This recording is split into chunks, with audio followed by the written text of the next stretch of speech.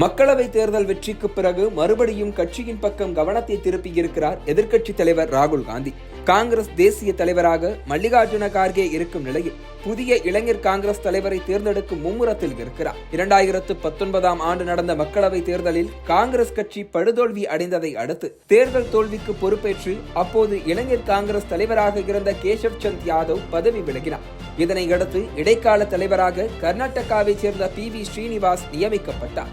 2020 ஆண்டு அவரே இளைஞர் காங்கிரஸ் தலைவராக அறிவிக்கப்பட்டார்.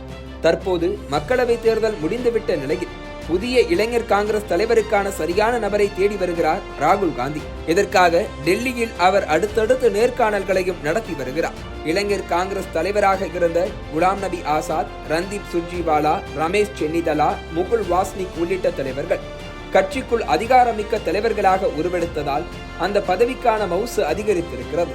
இதனால் தற்போது சர்குஜா லோக்சபா தொகுதி MP சசி சிங், ஹரியானா இளைஞர் காங்கிரஸ் தலைவர் திவ்யான்ஷு புதிராஜா, ராஜஸ்தான் MLA அபிமன்யு பூனியா, பீகார் இளைஞர் காங்கிரஸ் தலைவர் சிவ்பிரகாஷ் கரிதாஸ் ஆகியோர் தலைவர் பதவிக்கான ரேஸில் குதித்திருக்கின்றனர். கடந்த ஒரு வாரத்தில் மட்டும் 31 பேரை இளைஞர் காங்கிரஸ் தலைவர் பதவிக்காக நேர்காணல் செய்திருக்கிறார் ராகுல் காந்தி. நேர்காணலில் கலந்து கொண்ட அத்தனை பேரின் அரசியல் அரிச்சுவடியும் அவரது கைகளில் முன்னரே ஒப்படைக்கப்பட்டதாக கூறப்படுகிறது.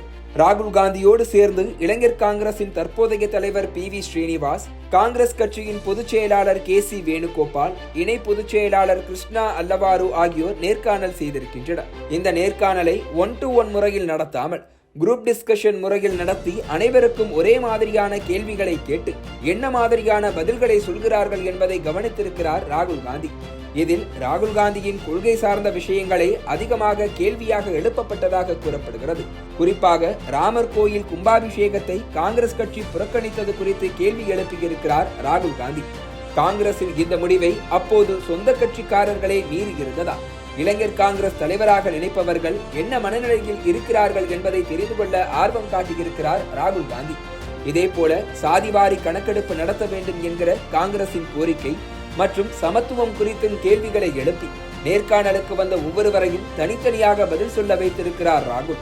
மேலும் பாஜக செய்து வரும் அரசியல் குறித்தும் அதற்கு காங்கிரஸ் ஆட்சி வரும் எதிர்வினைகள் குறித்தும் கேள்விகள் கேட்கப்பட்டிருக்கின்றன. இளைஞர் காங்கிரசில் 35 வயதுக்கும் மேற்பட்டவர்கள் இருக்கக்கூடாது என வேலை செய்து வரும் ராகுல் காந்தி தனது தேர்வாக இருக்க போகும் இந்திய இளைஞர் காங்கிரசின் தலைவர் மதச்சார்பற்ற எண்ணங்கள் கொண்டவராக இருக்க வேண்டும் என நினைக்கிறாராம்.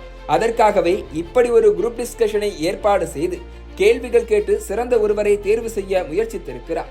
இதில் முக்கியமாக இளைஞர் காங்கிரஸ் தலைவராக நியமிக்கப்பட்டால் நீங்கள் என்ன செய்வீர்கள் என்கிற திட்டத்தையும் கேட்டு அறிந்திருக்கிறார் ராகுல் காந்தி. அவரது இந்த தேடல் இளைஞர் காங்கிரஸ் கட்சிக்கு நல்ல ஒரு தலைவரை கொண்டு வருமா என்பதை இன்னும் ஒரு சில வாரங்களில் தெரிந்து கொள்ளலாம்.